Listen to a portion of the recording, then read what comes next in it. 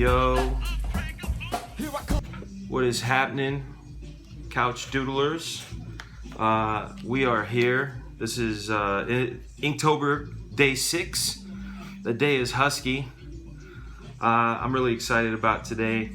We have our first day of guests. I'm going to cut over to camera 3. There are these two fine gentlemen. We got Mr. Matt Yackey and Andre Kromoff. We'll get to some excellent introductions shortly as far as what these gentlemen are up to. Let's take a look. We're hopping into the chats. I got to turn this down again. I did the same thing. As last time. All right, there we go. Like I said, about 15 seconds. We got Andre. Oh yeah. With the thing. Look, Plagel's here. Hey. What up, Plagle? Let's do camera 3 so we can all. Dan. All three of us. What up, brethren? It's like Cloud City, except on the other side of the country. Miles away. Yeah. All right. So when we get about 10-15 people in, I'm going to do super proper introductions for these fine gentlemen, or we're getting there already. So Matt Yackey, I've known Matt Yackey for going past 20 years now. I met Matt Yackey in line to go see Phantom Menace back in May of 1999. He was a smart guy because he had you had samples in the car, right? Yeah. He had samples. He had samples of his work in the car. That's right. And I was standing in line with Liefeld, so Rob was the man that could make those decisions, and a friendship was born. Worked with Yackey on pretty much everything that I could since, with Gear Station and. Now on He-Man, coming to do Black Flag, and you've had some big stuff. If you guys have seen Marvel 1000, he's got some work in there. If you've seen it was Ron, it's like Ron Friends. Ron Friends. Yeah. Who wrote? Oh, it's gonna kill. Yeah, it's terrible. Yeah. I can't remember. But yeah, there's a very memorable page. And Andre, he's been I would say like a ninja. You've been like a ninja. I met Andre back in '93. He's one of the very. It depends on how you start, but either the first or the second color is dead extreme. It depends on how you count. I mean, Kiko's 0, but no, Kiko's not 0. He was 0. He's always 0. He's the best. But well, he came after you though. Jason was 1. Yeah, so we're talking esoterically, but Andre was one of the pioneers of it still is of computer coloring. One of the very, very first computer colorists. You would recognize his name on several things, like Black Flag 0. Let me throw that on camera 2 right here. Black Flag 0. Whenever you would see the name Dre, that was Andre's work, and since those days, you've gone on to become a app developer. Yeah. I had literally the first Japanese app in the App Store back in when it first launched. See, I always tell people, if you want to soar with eagles, don't scratch around with turkeys, and these guys are high flyers. That's why we're hanging out with you. Let's see, I know. See, there's hang out with this turkey. I bring it down. But pioneers, guys that are thinking a lot. So we're gonna jump into the word Husky, and we're gonna open up comments for questions and have dialogue. So you're gonna hear some of the air filled up with talk about comics and experiences, and then go through some things like Andre and I are, Matt too, big fans of the Asgardian Wars, and all the work done by everybody on there, Chris Claremont, Paul Smith, Terry Austin, of course Arthur Adams. The inking teams that came on that series as well. Art had inked his first batch, but a lot of people don't know that Barry Windsor Smith had come in and inked some pages over Paul Smith on the Asgardian Wars, and you got inks on that second part of Asgardian Wars by Arthur. You got inks by guys like Mike Mignola, Al Gordon. That was an all hands on deck sort of thing, but we'll get into it. We have the color version, black and white version, and we'll end up geeking out. All right, let's see. We got some questions. I'm cutting over here to camera 2 again.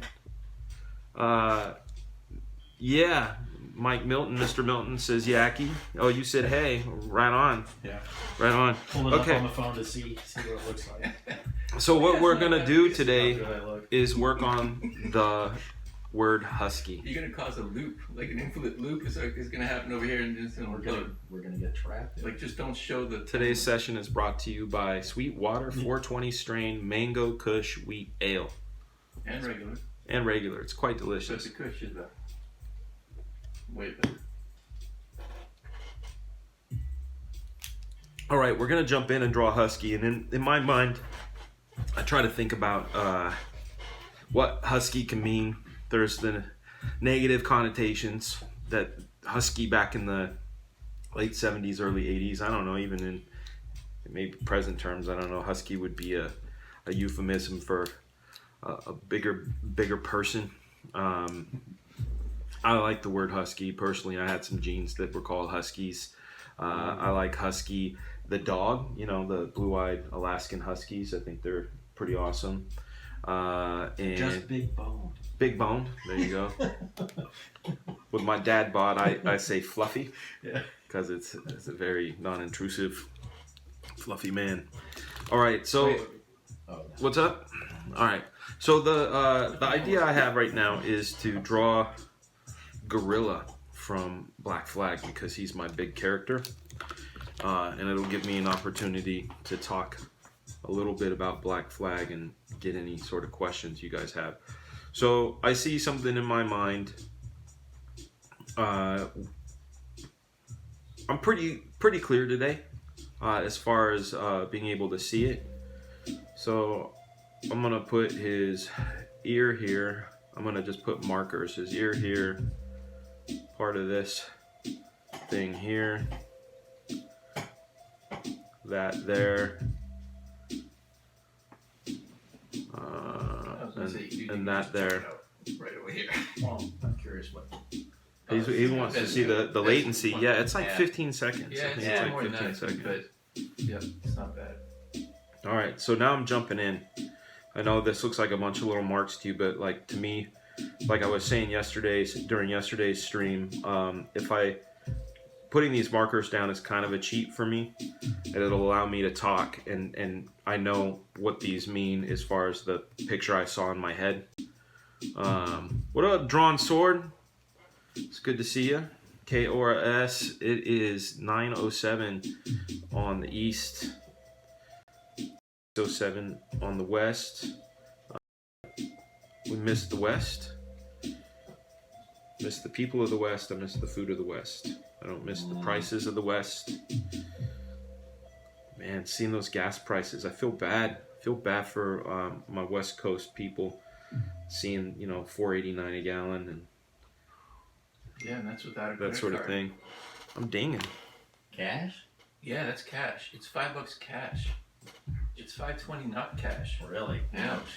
Wow, that's Yep. insane. And that's the thing. It's like I just went over and he was listing at $265, but Costco had it at $234.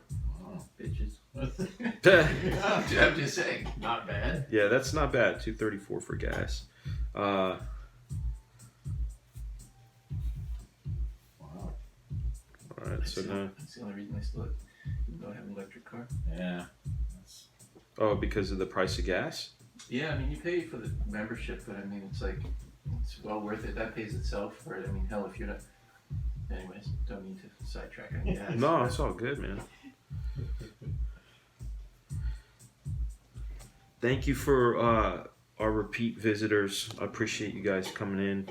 So what I'm seeing in my mind, is Gorilla from Black Flag. I can tell you what these markers are. This first marker I put down was for this gun that I see. His hand's gonna come around here, shoulder. This is a big pouch strap that's coming across. his face will come in here, and then this hand will. This is the heel of his left thumb. So I'm gonna pop that in there. But people ask me about my process. I like to work foreground, so I can use the power of overlap to create the illusion of depth. Because at the end of the day, that's all this is. It's an arrangement of lines using optical illusions to create the illusion of depth. And we can use different things like perspective and relative size, overlap, contrast. Those are our tools that we can use to create depth. Yeah. Let's see. Andre, Yeah. how did you break into comics? Yeah. That's. You want me to tell that story? I do. That's gonna be new for these guys. You want to hear the short story or the longer slightly? Anyways, yeah. So I guess I'd keep it short, but I like yourself. I think I saw all the image people of the day, Jim Lee, Rob, putting out the crazy artwork, and so I think I was inspired to try to draw like them. Yeah. And at the time, this was in '92. I right about now. It was the Comic-Con in New York, and I drew some stuff, penciled that is, and went down there to New York, which is actually around where I'm from most of the time. But I was in college in Carnegie Mellon in Pittsburgh, and so I went down there and I brought all my stuff, and to be honest, they kind of laughed at the pencils, and not being a glutton for punishment, I said, well, all right, fine, I don't think I'm going to show this anymore, because how many people want to get kicked in the balls too much?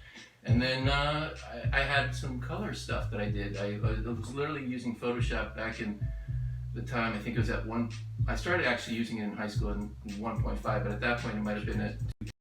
And I don't mean CC 2.0. I mean, like 2.0. Anyways, Before history. Yeah, and they didn't laugh at that, and they liked it. Yeah.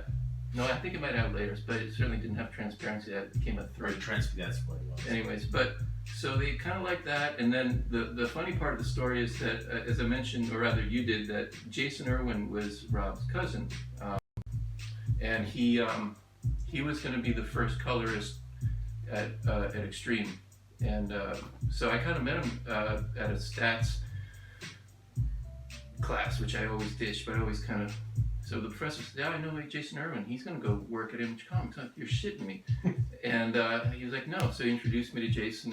And then so when I got to the Comic-Con, they liked the colors, but it was really, really tough to try to get to Rob because he was like so hot. But there was a panel that was being held, right? And everybody was like holding up their hands and say, how do we do this? And how do we do this? And how do... And I was just, well, still am so angry. And I was like, dude... How do I get, me yelling at Rob of all people, right? How do I get to show you my shit? I can't get to you. I even know somebody, blah, blah, blah. You suck. And of course, Rob being Rob, he's like, you can show it to me right after that. And so I met Rob for the first time at New York Comic Con and got to see the colors. And a little later on, I kind of wanted to apologize for that, so I sold all my shit, flew out to John Wayne Airport, and I kind of had a chance to sort of see Steve Olaf, who was the pioneer, grandmaster of coloring. I mean, he spawned Akira, everything. He is the man. Yes. And I had sort of an inkling to try to maybe get in with Wildstorm down at Jim Lee. But I did want to apologize to Rob, and I knew Jason, so I said, hey, you know what, do you mind if I just come in and just apologize for my jackass behavior over there? And I did, and I dropped the stuff off, and then the next day, actually this is kind of funny, but Jason said, Rob will let you come in and you can apologize to him. I said, awesome. But he had actually seen the artwork, and he was like, you're hired. I was like, awesome. Yeah, I mean, literally, the first thing I ever colored was Dan Notion's Prophet pinup. Anyway, so, yeah. Pretty crazy. Yeah, and then a little bit later on, I met Matt, and he was coloring with me for quite a while before, actually about 2 years I think, before you guys ran into each other at completely parallel, which is crazy in of itself. I only learned this it's recently, nuts. that you ran into him, you know, at the line for Star Wars. But yeah, and then he's still doing it 25 years later, which is insane. Yeah. It is Very, kind of very, crazy very to think respectful, about. as are you, obviously. But Well, 21 full time. 21 full time. It sounds better than 25. What were Matt? What were you doing before you were coloring comics? I worked in a law firm. Law firm. I was a file clerk in a law firm. That's nuts. Yeah. Did you enjoy that kind of work? That's, you know, how do you enjoy it? Yeah. It wasn't bad. well, that's the thing. It's like I think because I met him at like it was a coffee shack, and Yeah, that's the concept. yeah, it was literally called the coffee shack. Yeah. And he would always like. Well, this is jumping a little fast forward to when we both colored for Danzig, but he would always like to wear these T-shirts. It was a Christian crowd, Yeah. and so he would Oh, wear these. man. He would wear these obscene T-shirts, and you know Danzig stuff had a lot of obscene stuff. So it Right. wouldn't be hard to just get a T-shirt and. I always liked a shirt that said something. Yeah. Anyway, so back then. but I don't know exactly how it came up, but he was like, I think.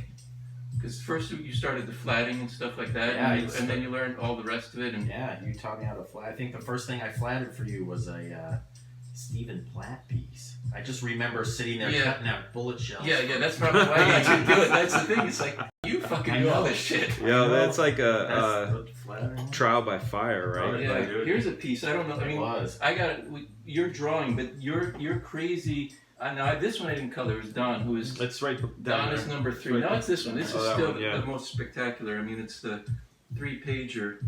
Yeah, it was Donald fun. Skinner, Good old Don, man. the man. He Love him. colored this one, I believe, and I'll bring this to the camera so everybody can see. But this is your 3-piece masterpiece. Just to interrupt your drawing there. This the crazy 3-piece. Oh yeah. Oh, there you go. that's some crazy stuff to cut out. What's crazy is this is cut out of the original. The date I completed this was Halloween 1994. So I drew this in the month of October, Ah, There funny. you go. which is, you know, I think that's why I get like Black Flag fever whenever October rolls around, because we get like Oh, funny. all kinds of But yeah, Matt Vibes. has definitely surpassed flatting by quite a bit, and I would dare say that I probably can't color as well as he could nowadays. So there's something to be said for tenacity and experience and being good. So that's why he's going to color Dan's Black Flag. a lot of it has to do with trust. Trust is always a good thing. Just because, like, I know Matt. I always, like, I was talking with Rich Friend the other day regarding inking and why I was talking about certain pencil and ink teams and how they become something, and they almost become a third entity, you know. And one of the things that I know with like Scott Williams and Jim Lee is that they kind of have this shared understanding of what the finish is supposed to be, and also like a shared language. And I feel like, you know, I've known you 20 years, so I feel like when we talk, we both bring something to the table, and I don't know. But anyway, like, that's what I'm saying. Like, trust, like, skills dope too, but your skills speaks for itself. But you know, there's plenty of people that are skilled, but you know, you don't know if. Yeah, you never know how you're gonna mesh. How people are gonna mesh. Plus, Hey, what up, D? What up, Star Lord? Good to see you. Good to see you guys. You can see in our little bug right here below my finger, I've got Mighty Matt Yaki and Awesome Andre Kromoff. Now, is it Kromoff or Kromoff? Chroma. Chromoff, and I've called you Chromoff Oh, you call for me 30 Roy. years. Yeah. You know what? Fraga. I got Fraga. And Fraga, yeah, Fraga comes up because I always say, "Do you know Dan Fraga?" And then they say, "Fraga." Right. I'm like, no, yeah. I just said his name. Right. I just said his name right now. His name is not Fraga. Yeah, right. But yeah, thanks, man. That's one of the things. Like when people come on and I see their name and I butcher it, it happens. I mean, I got buddies that do it and I do it. So one of the things I try to do when I create characters or ideas is especially when it's my own stuff is this atmosphere of conditions that makes me excited to draw it all the time. And when I created Black Flag, and when I created the gear station, and pretty much when I create anything, I like to leave options open for the anything can happen. And a lot of my zany character costume ideas, like green trench coats and pouches, but then like buttons and things like that, are things I feel like I want to draw. Their texture, they add dimension. McFarlane, I don't know if you guys have seen the comic greats with Stan Lee and McFarlane, and they that video series? Yeah. So Long time ago. Right. So Todd did one, Rob did one, Rob and Todd did one together. And there were a lot of really great like bits of advice, and I'll say, like, when I was coming up, like breaking into comics, those were like the vitamins. We'd be, you'd have your books. It wasn't like the internet right now where you actually get to see. I mean, it's pretty cool that I get to sit here and watch you do it, because I mean, I've seen the time lapses. I do. I mean, they're amazing in and of themselves, but I mean, it's kind of cooler to see it firsthand over Are you talking about live? Live, yeah. Yeah. But the thing is, I mean, such things obviously didn't exist, but more important, like little nuggets about what you're talking about that they had. Now that you bring that up, I had those. I mean, I would go out of my way and kill to try to get any little bit of information from greats like them, because it's like you'd be like, wow, how do I, even the price of admission would be worth it just to see if you got even one little bit out of it. Right, exactly. And the thing that I got out of it, and it's what I try to do when I design pages and when I design things, is what up, No Name? Is things that lend to creating dimensionality, right? So by putting this strap here, these two lines will define that his head is going round like that. But if I then put one of those trademark pin buttons right here and put a cast shadow on it, suddenly that tells you that side of the head is turned that way, because if the button was turned this way, it would be more round. So this was a tool to create the illusion of depth. So McFarlane, when he was talking about doing hands and creating planes of things, more multiple planes makes the thing look more, I don't want to use the word real, because we've had the discussion already about realism. I'm not a big fan of like people that can copy a photograph that looks so hyper photoreal. Like that's not what I mean. What I mean when I say look real is dimensional. Like for example, the best way I can kind of describe it is that you see these amazing sculptures by guys like Spider Zero or the Shiflett brothers, and they take a lot of things that are in reality for granted, like proportion and things like that, but they're still a sculpt. So there's a believability and a tangibility. So even though I'm going a bit abstract here, I want to create the idea that you could still, if it was molded out of clay, it's a form. Well, that's one thing that also applies to color that I think a lot of people do not understand, and because with the prevalence of so many tools, never mind on the App Store where you can just get a program for $10, never mind Photoshop. But I mean, it's like, so you get all these people that before, I don't know about now, I'm not sure I pay attention enough, but you get somebody that gets like, oh, I can do a gradient. Well, that's great. You can do a gradient, and 90% of the people that do it put it in the wrong place. They just like, oh, it's so cool. It goes from one color to another. First of all, your color choices are probably going to be bad. But even if they're not, where you place it is equally important because you're sculpting with color. That's correct. Where you cut off the color ends is as much as anything else. And it's like people just throw on, oh, I'm gonna, never mind the whole, let's use every color.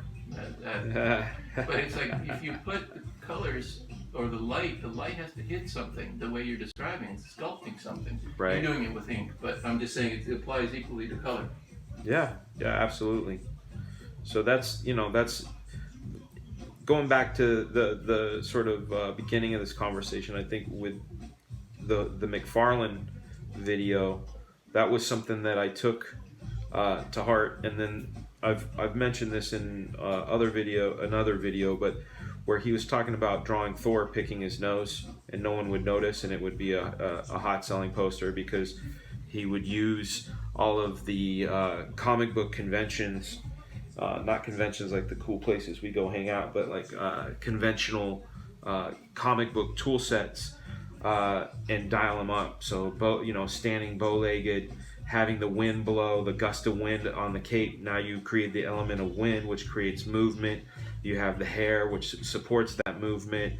You have the dramatic lighting and the flex of the muscles being completely taut. So you get this sort of idea that he's resisting the wind, and it's all just a bunch of lines. But the fact that he's putting things on things, like the idea of putting wind, or Frank Miller used to do it with blowing newspapers, that sort of thing. But I like that he was talking about stuff. Like instead of Gorilla, if I had Gorilla just sitting here, which I do, and I got his cigar right now, but if I made this cigar smoke go up, billow around, and go straight back like that, that says something about the environment he's in. Perhaps if I had a window open here, it's blowing that. It says storytelling wise that there's some gust of something coming this way just by the use of that smoke. But that's a narrative element that you're creating, right? And you can do that with light. I also like to do hidden storytelling cues. Like I feel really blessed, Matt. I want to thank you.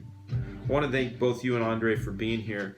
That both of these guys were here when I was finishing up my layouts for He-Man, doing the last pages, and there's always what up? Audio Odyssey is David, my brother. Oh, hey. Yeah. Hey, David. Yeah. You've met David before too. Uh-huh. Yeah, when he used to come to the studio, he was like 12. Okay. And he's not 12 anymore. No. He's got babies and everything. All right. Cool. Well, welcome. He has had sex. Yeah. But what do you call it? We survived Amsterdam. Yeah, and we survived Amsterdam. That's right. Give me 10 guilders or I cut you. Don't remember that. Oh, yeah. Good times, man. Crying at the discotheque. So, okay, we're talking a little esoteric here, and Andre, you might have heard this story, but this is going to be a fun one.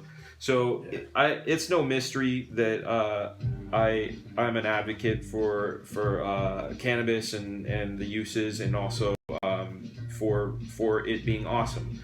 So that being said, back in 2001, High Times magazine had reached out to me to create the poster art for the Cannabis Cup, which was held in Amsterdam. Yeah. And I said it would be an honor. And then they asked me what my fee would be. And I don't know. Perhaps I was just caught up in the moment, but I shot for the moon, and I said I want tickets for myself, my wife, my colorist, and my brother to the Cannabis Cup, and flights, hotel, and I want my fee for the artwork. That's how you gotta do it. I know. I mean, just shoot for the stars, right?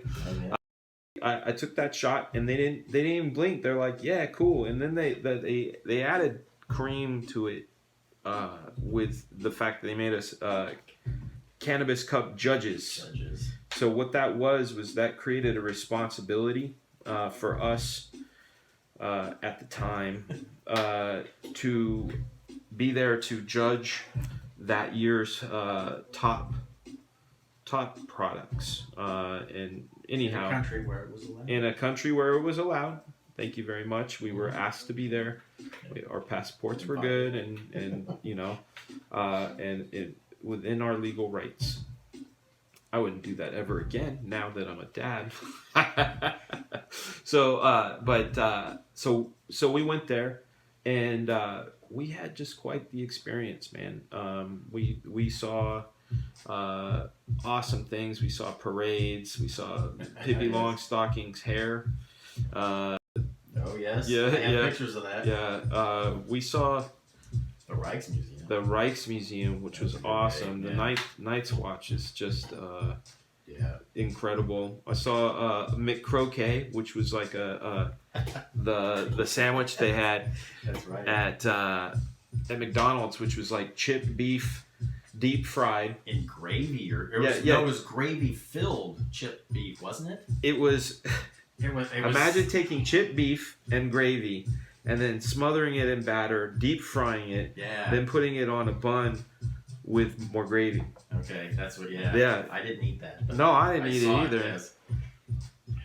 That's right. We got shot with a cannon. So Yes. we were at this. It was Thanksgiving. It was Thanksgiving 2001 because I remember we were there, and it was the first Thanksgiving I'd ever spent out out of the country, and they had this parade. It was called Sinterklaas, and his helpers were troubling. I just remember, They're awesome. They were. It's just such a fine line, the topic, But these guys, Black Pete, look them up. They were Sinterklaas's helper, and I turned to my friend that lived there, my buddy Fuad, and I said, "Oh my God, what is this? What did we?" We were in some weird Twilight Zone. It was Twilight Zone, you're like, I come to another country, and The square was full of people too. It was just packed, like a huge crowd of people, and this music and people in black dressed up as Black Pete running around. Yeah, it was surreal. We didn't know what was, and we had never heard of that. Yeah. Ever. It was the first time I'd ever heard of anything about this. So then we were like watching the parade from the side, and we were noticing like excitement, and then this sort of like rush, like a scream of, I don't know if it was good or bad, but we noticed these people were being shot by a cannon. And they'd all like kind of fall to the ground after they were shot, and I was like, oh fuck, what the fuck is that thing? And so it's like coming towards us.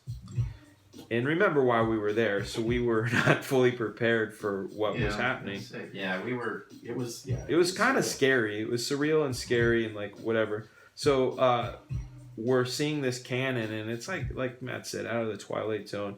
This cannon is like bobbing and turning and bobbing and turning, and then it points directly at us.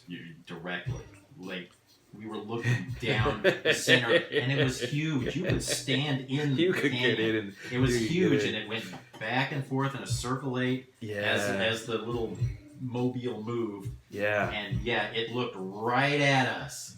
And stopped. And then a very, very freaky pause. Yeah. And then it shot us, and out of the cannon, What did it shoot you with? it shot us with delicious snack treats. Snacks, candies and chips and all these Big bags of chips and It was a huge air cookies. cannon. Yeah, and the reason everybody dropped to the ground is because they were scrambling to get the snacks. In my mind, I thought I was like, people dressed in blackface, people getting shot in the streets. Like I just I was not prepared. No. I was not prepared, but great memory. David, Audio Odyssey. Dude, that was a wonderful triggering memory, man. I mean, that was 18 years ago. But holy smokes. We got to spend guilders. Guilders. Yes. Get your 10 guilders or I cut you. Yeah. But there were 5 guilders. Yeah, but the some of the stuff that really like sparks memories for me is like when I hear "Crying at the Discotheque," which was a song that like we couldn't get enough of the music video. It was hilarious. People dressed in like eagle heads and it like was on continuous repeat on MTV all the time, man, nonstop. And then there was another song by this group called the Tinder Sticks, called "Dying Slowly," and it was claymation, stop motion, and it was this very depressed man and alcohol. Just talking about it brings the whole thing down. Sorry, excuse me. That song was. I watched that not too long ago because I saved it on my computer and I still have it, and I came across it randomly. Dying slowly. Yes.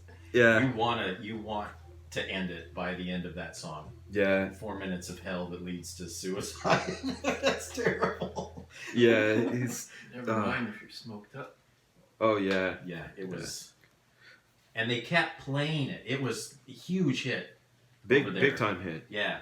They have a word over there in Amsterdam. They speak Dutch, and I believe it's gezellig or something like that. I'm probably butchering it, and I'm Dutch too. I'm Portuguese, Dutch, Irish, English, all that good fun stuff. But I think I think I've been there 3 times, and the times I've been there, I realized that they're like a people that enjoy sourness in a way. Like I don't know if what the flavor wise. Yeah, well, flavor wise, but also like no, but I mean like there's sort of a sour like sense of humor is a little different. Culturally, some of the tastes run slightly different. So something like the Tinder Sticks, I can see like resonating and nobody wanting to kill themselves. They'd just be like, Monday. Totally. So that's what I think about that wonderful hit. It's good times. That and Kylie Minogue. Oh yeah, can't get you out of my head. Yep, non-stop repeat as well. Those 3. Or seeing that Lenny Kravitz video where the girls were walking around naked. The fact that there's less problems with nudity and that's right and such. How can I forget that? Yeah, I did. I know how. Oh yeah. And one word. I have one word for you. Rokery. Yes. Yeah. Rokery was awesome. It was a fun little coffee house that we went to. Did we go to the Milkweg, or was that one time? That's where 311 was scheduled to play. Right. And they never showed up. Right, that's right. It was a festival run by a bunch of potheads. What do you expect? It was what you thought it was going to be. And 311 was supposed to be there, and they didn't show up, and I don't know what happened, so no, we never went. Right. Keanu, call me on my mobile. That's right. So 2001, that reference was there was they had different advertisements there, and one of the things that was like new and popular in the year 2001 was the idea that you could have your phone ring with a tune. What up, Kevlar Blast Shield? And there was this ad where this guy was like dancing to music in his underwear, and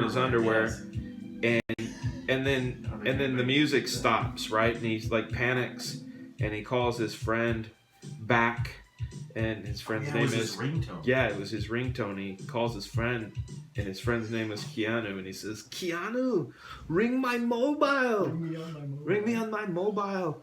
And then he hangs up, and then his friend calls, and the song plays again. He starts dancing in his underwear. That's right. So it was, just those times that, like, the fact that a ringtone inspired, like, Was that a T-Mobile?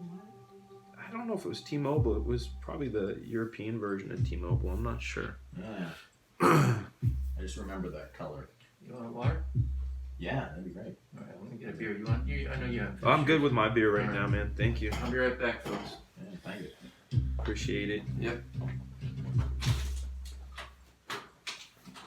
So this song that's playing in the background is it's called "On My Way," and I wrote it.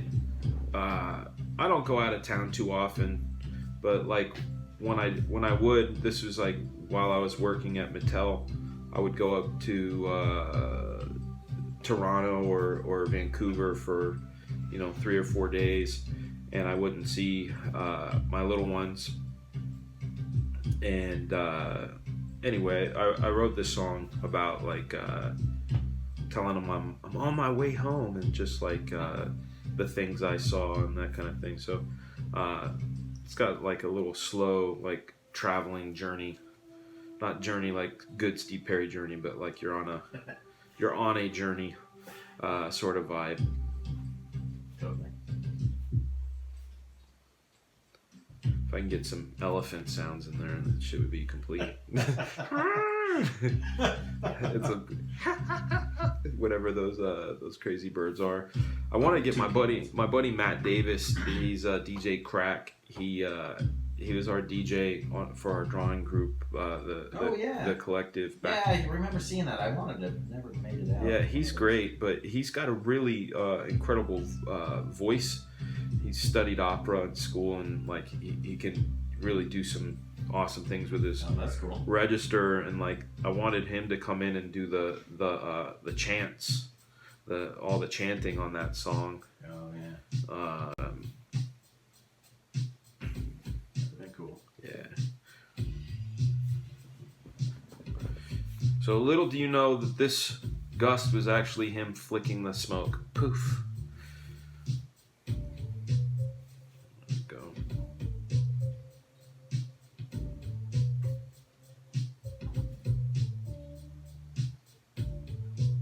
Question that everybody wants to ask, but nobody wants to ask. Yeah. Is that the same pen you've been using all along? Yeah. Oh, okay. Why? I was just curious. I haven't seen that type of nib in a long time. Yeah, it's the stylo or stilo or whatever. It's a Pentel pen, and in fact, if I can give you guys some words of advice, and this is again, like I said, one of the purposes of the channel is to save you money. So take a look at this. I'm gonna go grab the one I was about to talk about. I love Pentel, so let me preface the things I'm about to say regarding this. So this is the Pentel Tradio. Goes for about $12. This is the Pentel Stilo. Goes for about $3.99. Just the ballpoint pen. Not literally. They have the same tip. It's just this one is white and this one is the barrel is black, but they are the same pen. Oh, that's funny. They give the same line. They just have a different body. Yeah. But you can put a little foaming thank you. The pen and and so you can save yourself or buy 4 of the stilos if you like the nice. Nice. Oh, that's cool. The thing with it. What's up, Mr. Green? Mike Green, OG. I'm gonna put you on blast, Mr. Green. If you guys go online and search Hiroteca, I wish I could pop the link up, but I won't put you on full blast. But Mr. Green played the character The Man in a music video I directed back in in 2007, and he did an excellent job. And I miss you very much, my friend. But that's the put you on blast is that you had the cameo as the man, which looked good. That's right, Yak, you were there, man. Yeah, I was. That was a fun shoot, man. Yeah, that's crazy. That was a fun shoot. That's right, Mike Green. You remember Mike Green? Yeah. I was like, Mike Green. Yeah. And I'm gonna also let you guys know that if you guys are super Black Flag fans and are looking forward to Black Flag coming out, you can say thank you to Mr. Green, and I'll tell you why. He's the one that put it in my head that I could do it again. He put it in my head that I could do it again. I could do it crowdfunded, and I was doubtful at first because I had this sort of notion in my head that crowdfunding was for people that couldn't get their comics made any other way, or like, to put it in a meaner terms, I thought it looked like begging, make your damn comic and put it out is what I was thinking. I didn't really think about the idea of, no, wait a second, it's so you can put out your comic and not need distribution and be able to reach your fans directly. Anyway, that Mr. Green is the one that put that in my mind to consider it. So if you guys are looking forward to Black Flag, you can definitely thank him for putting the idea in my head.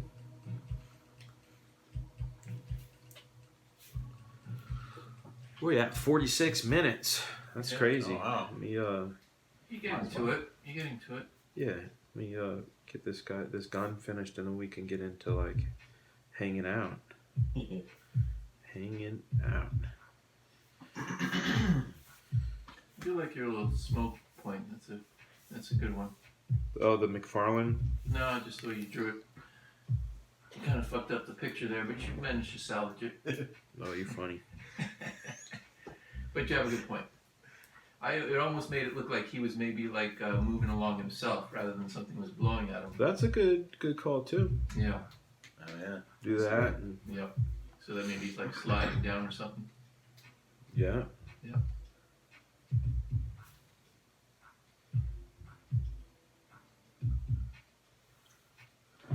Pentel, D-Oots, Dan, Pentel, PenQ, same tips on the pens or similar black ink? Same tips, and it's the same tips, same ink cartridge. They're literally the same pen. Like, I can switch over to this one, and you'll notice that the lines that are coming out of it are pretty much the same quality line thicknesses. That this one's a little newer, so the lines will be a little thinner, and we've been working that stilo for a couple of nights. But it's the same pen. It's just you're paying for the parts, the body, the metal, the grip, the sort of bigger, thicker. It's kind of like how they build certain cars, like on the same body, like their frames and stuff are all the same, but the little. That's the Audi. This is VW. Yeah, this exactly. There you go. That's exactly right, Mr. Yaki. Yeah, once I learned that, I didn't want either of them. Right. Like, oh no. Right. Yeah. Well, You never knew that? No so, idea. well, Toyota and Lexus too. Yeah, that's true. Yeah. Although Nissan and Wow. Infiniti. It seems Yeah. like, Toyota and Acura. yeah. Hyundai and Genesis. But VW and Audi, I mean, they seem, or at least they present themselves as two completely different. I think they're In a different way. I they're trying to do just that. look at them. Well, no, they're all, I don't know if they're trying to trick anybody because they're in the same dealership. Oh, yeah, that's true. Yeah, like That's Audi true. dealerships. Yeah, I guess it is. It just always seemed like it. Right. Because I didn't. But until Tony I Stark is realized not it. driving a VW. I have a VW, you That's bastards. I'm just saying. That's true. I drive a VW. I always thought the TT was cool. I'd be happy to drive a VW. I like mine. I'd be happy to have my car back. Oh, they still have it? Mm-hmm. Oh my God, Yeah, this car has has been in the shop Yeah. for 2 months. We've been in a loaner. They have figured it out. 4 loaners. It's the flux capacitor. Yeah, it is. Yeah, It's gotta be. 0.85 It gigawatts. wasn't pulling it. It's not enough. That's hilarious.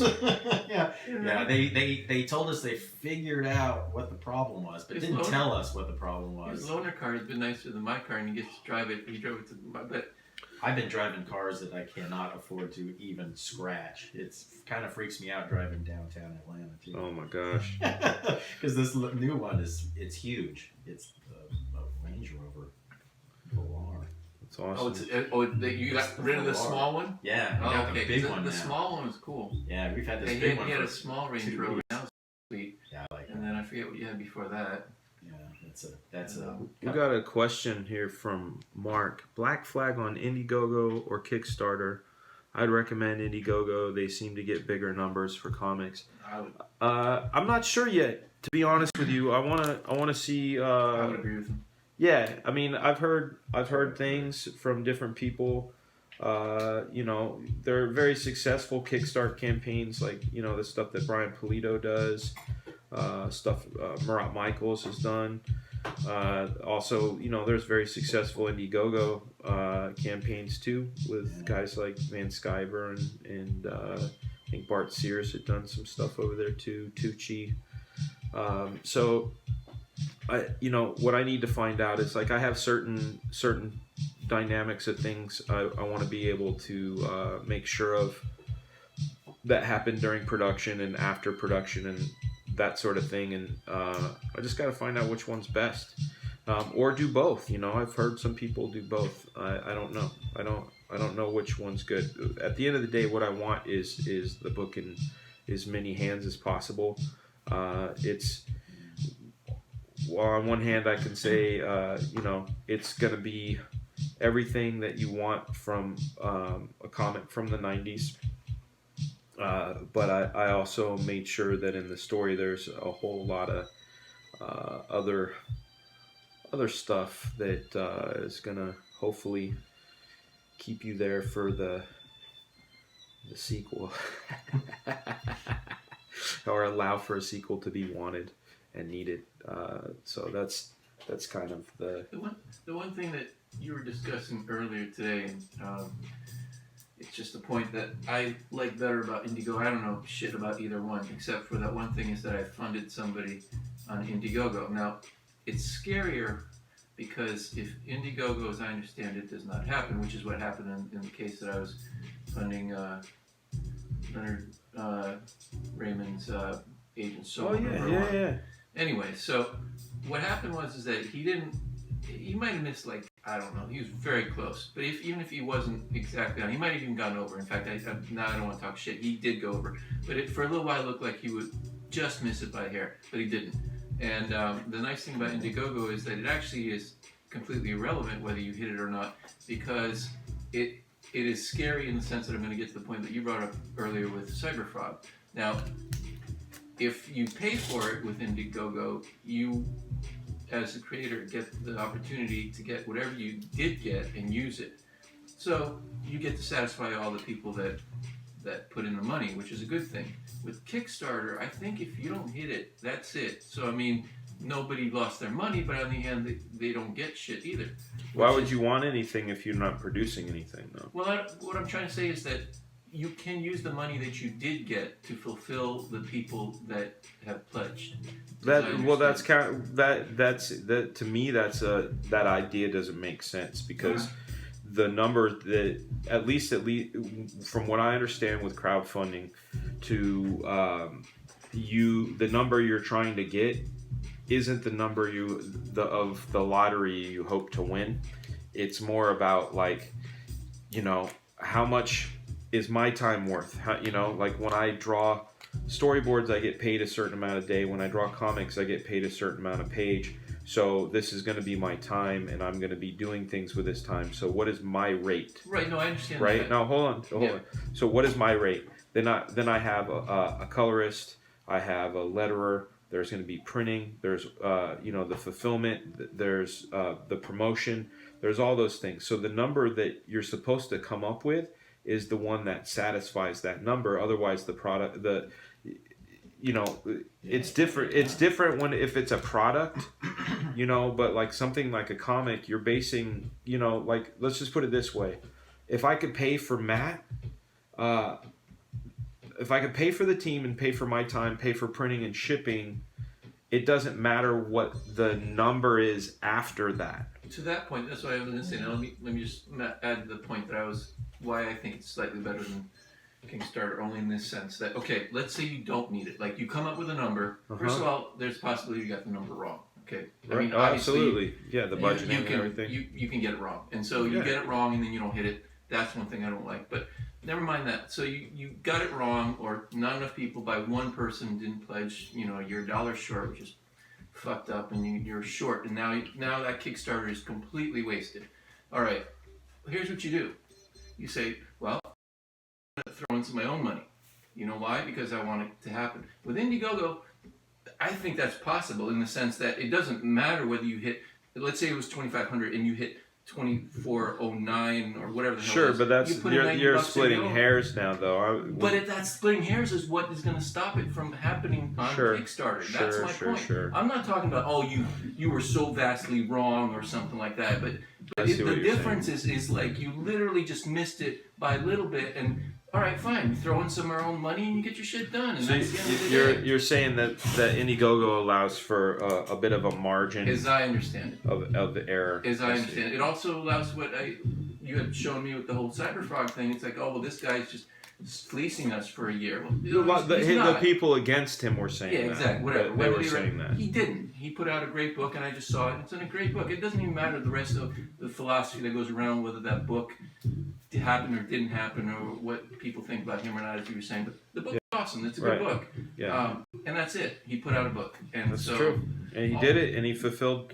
With the exception of how late he was, and people didn't care that he was late because they wanted what they wanted and they got it. And obviously I've done some research on it because like I've said before, I've known Ethan since like 1998. That's that's a long time, and I've been his friend. I've been his competitor. We both were on Wolverine around the same time. He and I used to have weekly calls, and so I know him pretty well. And you got a sweet day at DC. Yeah, and I know like some of what he does is just conversation starters, and I've told him in the past that they're like, I think perhaps we want the same thing, like he and I both want awesome comics, not the brand, but just like comics that we enjoyed I think we were reading coming up, and that perhaps you can say, oh, those times are over, but we both want like fun comics. We don't like, I personally can speak for myself. I like diversity. I like everything having an option, but I don't like seeing other things shut down to make room for that other option. If you know what I mean, like I used the analogy last night, but what I had said to Ethan, and I kind of said it tongue in cheek, but like he's more like Magneto, and I'm more like. Magneto's awesome. Magneto's great. I'm more like Professor X though. I mean, James McAvoy is awesome. I mean, so is Card, but yeah. I think James McAvoy better. I'm sorry. But anyway, my point is like I'm all for getting good comics out there and fun stuff. Indiegogo has flexible goals, but if you need to hit something like 30K to make a profit, it makes sense to not go for it if there's no profit. Yeah, see, like for me, my thing, like I said before, profit would be great because it'll allow, like, I want to be able to bring on other people that, like, I want to create a label and say, hey, you know what? Submit your idea and you can use the strength of our brand to help your Kickstart or your Indiegogo thing, and profit would help build that. Profit would help create, the ability to make more YouTube shows and focus on that and focus on.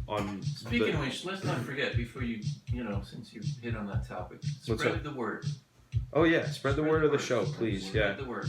But profit would be great. But like for me, my job, I'm I do quite well doing storyboards and doing comic books. So this would be me, and it is going to be me doing the kind of work I want to do. But I also have a family, so. And I say pay for, but yeah, No, I you mean, got it right. yeah, I got it right. It's paid for. That's right, Chauncey, you get it.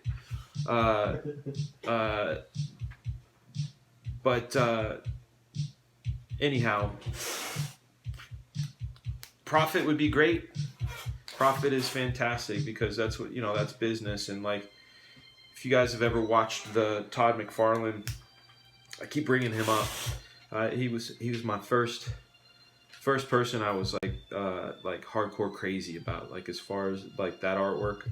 Like obviously I like Byrne and those guys, but McFarlane, man, that guy's work just like blew my mind, and a lot of his ideologies are great. Sometimes I think he's a little cuckoo, but one of the things that he had said in his interview was looks like we're running out of battery power on that camera. Yeah, I can switch up. I can switch up. I'll take a look at this. Yeah, it's because it's running off the battery. Oh. Well, what's good is it's just the switcher, so I can.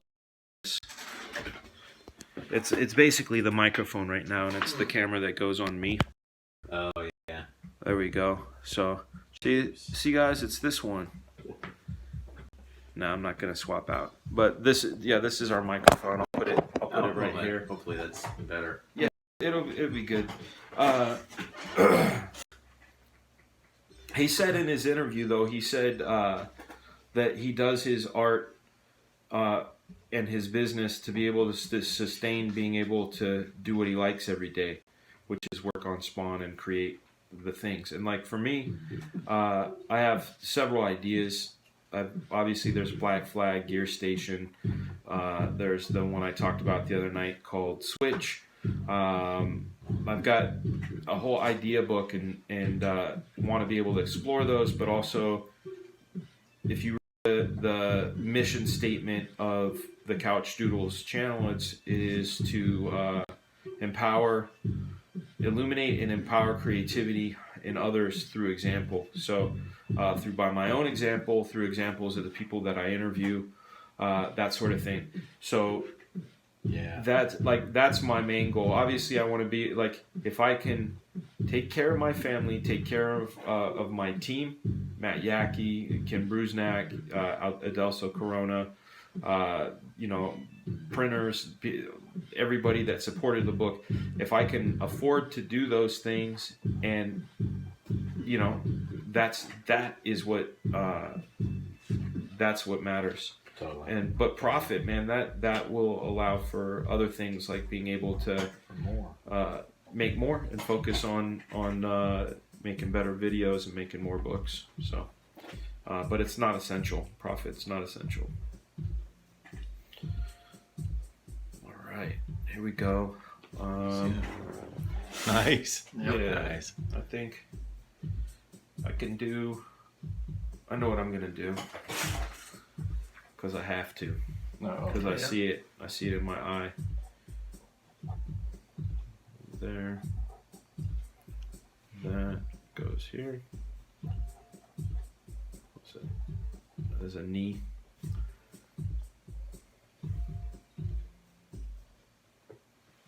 Make sure I'm not. Yeah, I'm not cutting it off good.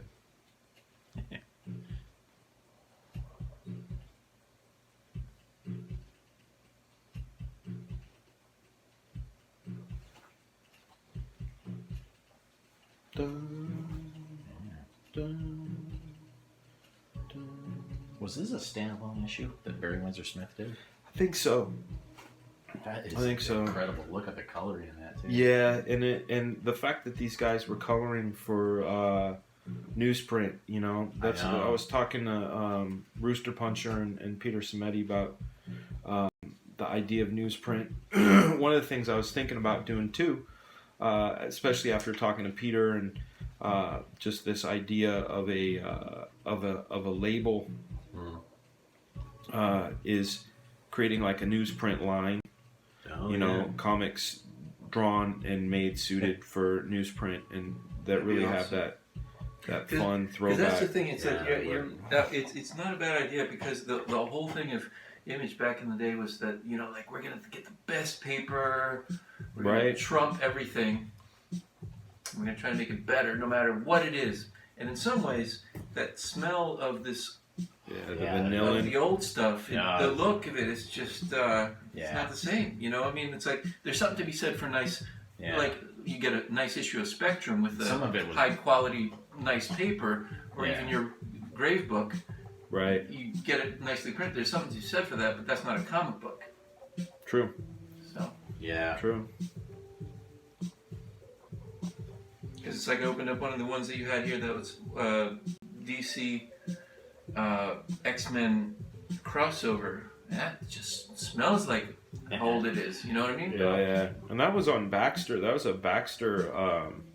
That was considered the Image Comics of its time. It was No, it's called. very well done. It's very Yeah. thick and shit. It's like 60 pages long, as you said, or something. Yeah, it's good stuff. Good old classic Walt Simonson. Where is it at? But anyways, yeah, look at this thing. Yeah, I need to Thick. look at this. That's a good one. Yeah, I didn't read Iron Man back in the day. Somehow I have an Iron Man, like one of the really early ones where he's kicking the helmet and he says, "I'm done with being Iron Man." I forget, it's literally like some really early issue, and it's not in the great shape, but I need to get it to collect. But he's like, "I'm done being." Well, he Iron was Man." really he was a troubled dude. Yeah. He was Tony Stark. Oh, that's why this thing is running out of ink. I'm like, I'm getting all dry brush. That's cool. You know what? Let's use the dry brush. What pen is that? It's a Pentel brush pen. Oh. Yeah, pocket brush. Oh, they're refillable like that? Oh yeah. Oh, I didn't know. Yeah. So I'm gonna Wait, is that one you gave me refillable? probably. Oh, shit. Oh man. Well, I still have it. I still have it. That's So. like Harrison. I just tried this beer. Yeah. Yeah. I'm gonna pour the fucker out. Yeah. Oh, I'm well, done with it. you learn something new every day. I'm done with you, beer.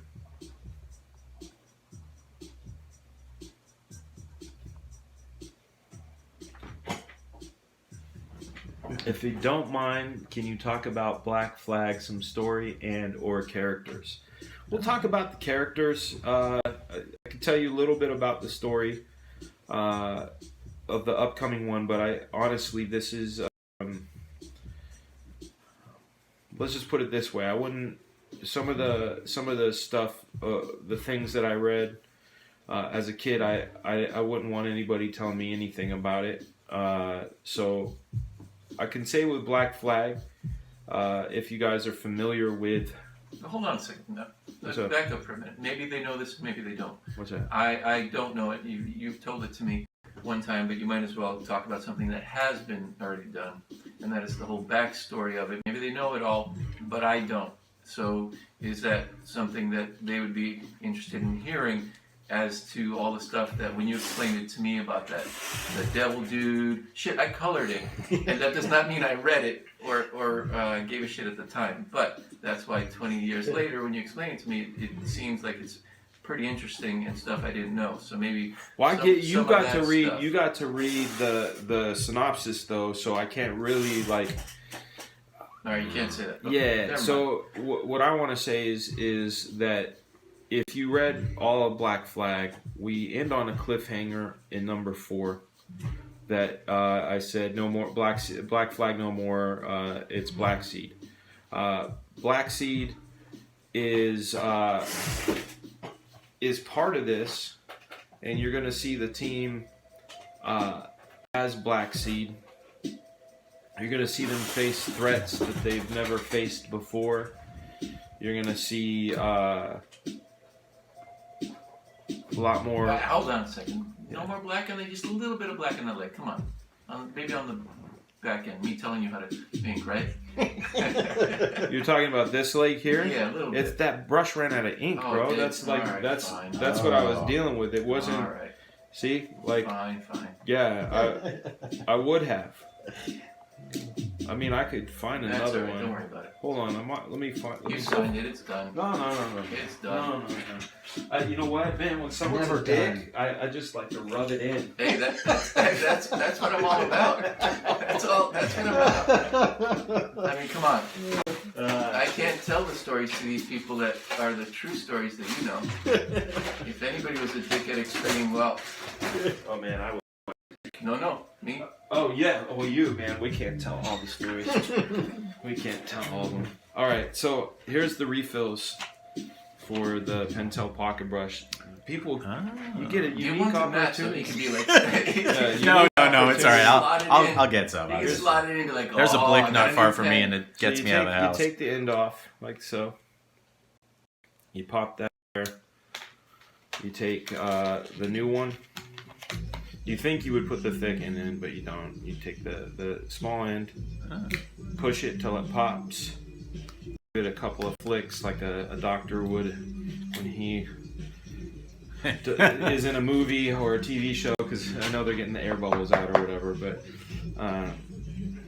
this will get running shortly. Nice. It's all ready. Oh yeah. Thank you. You're welcome. It did. Just a little under. Yeah. You're like, can you send my steak back? This is undercooked. Yeah. Exactly. I just did that. That's fine. I'll cook it some more, man. Thank you. I mean, I like it. Speaking of which, if you ever order fish market price, ask them what market price is before you buy it. Before you order it. Oh yeah, it can be quite expensive. Oh yeah. It was good though. Why wouldn't that just happen to you? No, when we all went to was that on my birthday? No, we went. When we went to Sear. What day? What was that? Yes. What that did you was guys? your What did you birthday. have? They had steelhead. Oh shit. Oh, I haven't had steelhead since living in Denver, and I miss. I still don't think it probably was that much. How much was it? Like Alright. $30? I don't know. It was more than that. Alright. So It was. I mean, it wasn't. Sorry, let's get you. Come on, let's stay on track here. All right. There's drawings, but everyone should know. Just ask. Let me go here. That is important. That is really important. There we are. All right. There you go with Husky. Going back into talking about Black Flag. Let me see what I can do about just turning this over to camera 3 only. There we go. Just camera 3. Slow-lo. Bam. Here we are. So, regarding Black Flag, I've got several characters, and we go into the concept of what is reality. I like to do a lot of things that are interdimensional, like inner world. And being that the main villain in Black Flag, this guy named Hellfire, is basically the ruler of Hell, which means he's the ruler of Earth, and Black Flag is here to protect the Earth. There's a what's up? Have some beer. Oh, thanks, man. He told to have beer. Guys, I'm being held prisoner. He's allowing me beer. Just letting you know. So, going back, I went to pitch Black Flag to Mattel about 2 years ago as a toy line. And in the process of creating that pitch, I had to reevaluate every single character, what Black Flag is, think of it in media terms, and have some log lines. So there were log lines, saving the Earth one world at a time. That's kind of alludes to what this new series is about. Black Flag, protecting us from threats we know from above and below. So that gives a inference of the one we know is here on Earth, like mobsters and ninjas and things like that. And one very important point Yeah. that has been brought up before that you've made pretty clear, but I think that a lot of people may want to hear again, is that Black Flag has been fucking around for a while. So if it looks like something like, say, Gears of War, it's not. It predates Gears of War. Gears of War wasn't even around. Yeah, same with Overwatch. Yeah, so yeah, it predates Overwatch. I'm just saying, so you're just drawing whatever that was already there. Oh, yeah. Absolutely. Yeah. I mean, that's just the point. What Black Flag was, I mean, I'll continue with this part. So the ones we know are mobsters, ninjas, things of this earth.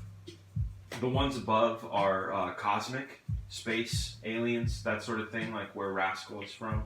And the ones below are hellfire and the things that, like, the insides of our mind that we can consider demon-possessed, and sort of the outlandish things that someone like Doctor Strange would deal with. And as I said earlier, one of the things that I aspired to have in Black Flag is stuff I wanted to draw and concepts I want to explore. So ever since I was a kid, I've been enamored with gorillas. Like I said, I'm a big McFarlane Spider-Man fan, and I liked all the crazy poses and the dynamics of the way he did Spidey. Huge manga fan, especially the early 90s manga, Bubblegum Crash, Bubblegum Crisis, Akira, Eat Man. Yeah, there we go. That there you go. That Spidey. It's the Spidey one. Oh, yeah. I've got a standard in-bag edition too. I had my hands on a platinum edition. Those are the ones that they, it was like 1 in 1,000 that they gave to retailers. Yeah. And when you think about 1 in 1,000, there's only 1,000 of those, and the guy wanted like, I think, 300 for it or something. Wow. I know, but like, I'm a completist. Yeah, okay. I also like characters like the Punisher, but I'm a big fan of people doing things for the right reason, or what feel like the wrong things for the right reason. You know, the anti-hero. Fan of I love drawing kids because they have just wild expressions, and they come up with out of the box ideas that a lot of times are like super obvious. So I put some kids in the book, and I love metaphysics and things, like I said, that inside of your mind. The world's, you know, I explored it a little bit in The Grave, but like if our human eyes are only trained to see certain frequencies, and our ears are only tuned into a certain set of frequencies, there's a whole bunch that we can hear, and if you could calibrate to them, or those other dimensions, whatever. So Raiden explores those sort of things, and then all I want to say with this series, it's called Pineapple Perception, is the volume is turned up. You guys like bullet shells, you like big guns, you like spaceships, you like cybernetic ninjas, you like crazy demons. This camera's getting you, Dan. Is it? It's not. That's okay. All right. No, it's not. You're right. You don't need to see my face. No. Just Yeah, it's only your show. just me. Just beautiful me. Yeah. No little sweet seats. The people have had enough of me. Come on. All right. Oh yeah, there we go. I get to sit it. You're gonna sit in my toasty butt, bro. I'm gonna ink some. You got some. I'm gonna do some inking. Toasty Russian booty, bro. All right. I'm gonna do some inking. So that's all I can really say about Black Flag. I mean, Sniper was part of these sort of tech wars. They had big kind of mech suits, and they it's like something you'd see in Avatar, but again, this was way before Avatar. And they were putting drugs in some of the bodies of the things they were sending home, and he didn't want that to happen, and they killed him, but he didn't die. He was saved, a la like Daredevil Stick. How Stick had taken him and trained him and given him philosophies to cope with what's right and what's wrong and what he's got to do. Can you give me that beer behind you? Yeah. So that's like some of his origin. The origin of Rascal is he is from another planet that was taken over by these this sort of giant alien race, these Grimalkin characters, and killed him. killed like pretty much his race, and he fought and stole this thing called the time slip disc, and arrived on Earth after escaping narrowly, and found refuge with this guy named Yoshi Emoto, which happens to be Geisha, the character Geisha's father. And as a token of reciprocation, Rascal showed him some of his alien technology, allowing Emoto to create these shape-shifting suits, which then got him, Yoshi, killed, taken out of the picture. Raiden was Yoshi Emoto's sort of consigliere. He gave him sage advice, and best friends, and Emoto was a very spiritual guy, so that's where Raiden came from, and April was his daughter, and she's sort of the idea behind her. She's like a Tony Stark. She inherited the company, and this ragtag band was brought together through some circumstances, and a Black Flag, which again, like I said, protects the Earth one world at a time. So that's essentially the thing. But I was going to say, I didn't want to interrupt you, but I think you went into quite a bit of detail. So hopefully, I'm sitting. We got. I don't know if you answered. See, D Oots over here's got to get to painting. Thanks to him for the terrific inspiration piece. You got it, bro. But I don't know if so. You went into the Black Flag, and Todd's webs were the best. They certainly were. I think I could probably speak for everybody for that. That's true. I want to go on the record, though. I want to go on the record regarding McFarlane's web. He did not invent them. Okay. He did not invent them. He didn't even coin the phrase spaghetti webbing. That was Tom DeFalco. The first person to draw the webbing like that was Michael Golden. Of course. Yeah, I can see that. Wow. Michael Golden drew the webbing like that, followed by Arthur Adams, who like Golden, and then McFarlane took it even further. He popularized it, and he also juiced it up. Yeah, I was going to say which is why I like Todd and his work, is because he takes something, the idea of multiple strands surrounding a singular strand or a few strands with that. That was done by Golden, but it wasn't done in a three-dimensional, some are coming at you, some are going away from you, and looping up and around or showing. The thing I like about his webbing is it's sort of like a storyteller in itself, because if he spun the web and it's doing all those things, there's probably a flip involved in the middle. Yeah. On here? Whatever. Which Well, he's got it. Michael Golden one? no. Do you know what that was in? It was in a Marvel. It's like a Marvel piece. You can look it up. Michael Golden, Spider-Man webbing. It'll pop up. Let me see where we're at. No, you don't have to get up. Just checking time. We're at 1 hour and 23. Let's see. Oh, nice. Let's see. Thank you.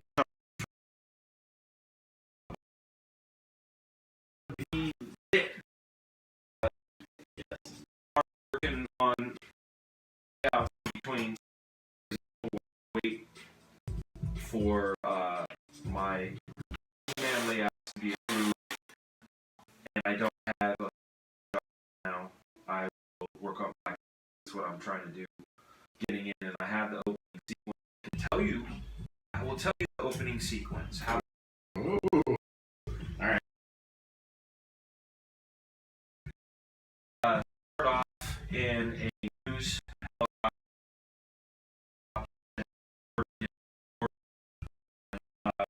some disturbance below. We on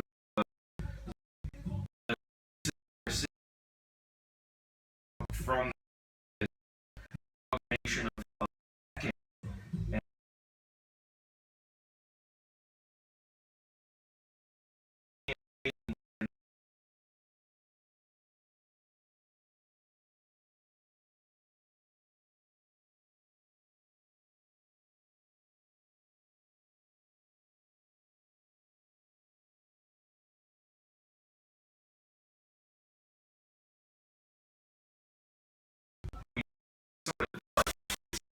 really cloudy. We see the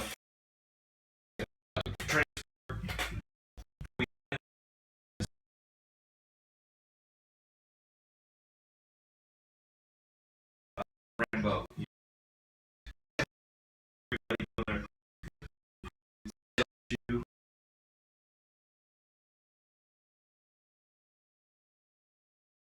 That's alien.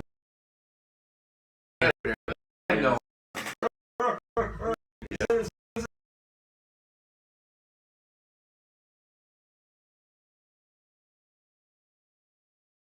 With governorships, you know,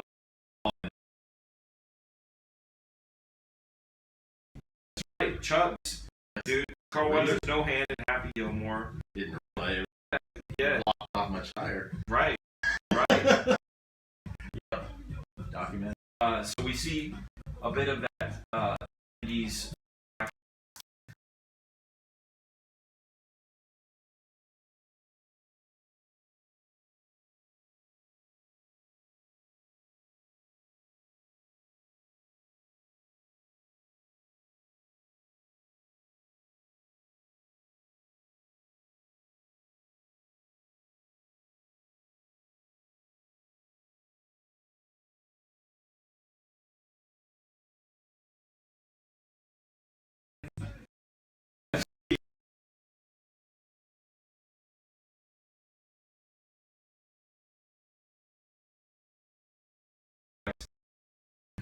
Individual,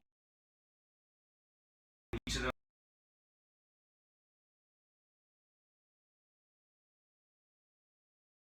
Rascal will use his teleportation disc to.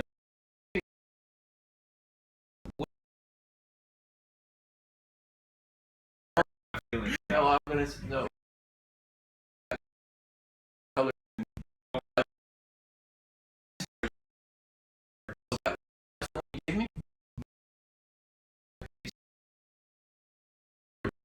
That's the one you gave me? That's the one I gave you. Oh, the color, sorry.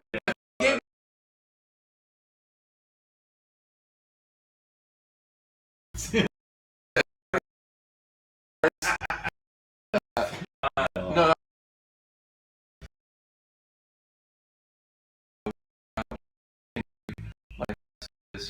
To get going good. I have the first.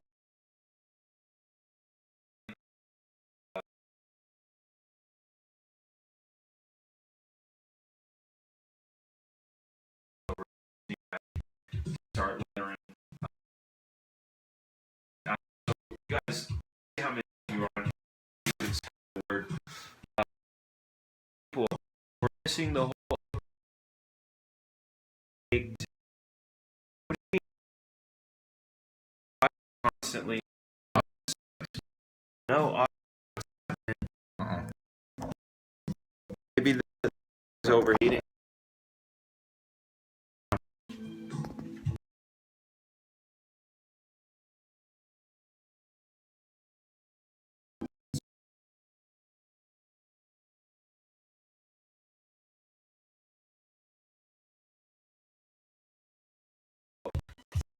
Pipes, and then it goes into other Here's pipes. here's the secret. The secret of secrets is that the cup of the regular cover edition will be done by 3 people you know. It will be done by myself, Rob Liefeld, and Tom.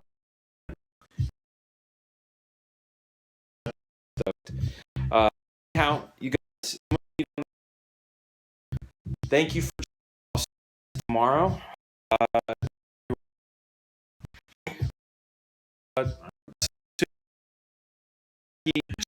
you're on Yeah, Instagram. on Instagram. Comic stuff on Oh, okay. You're on Twitter too.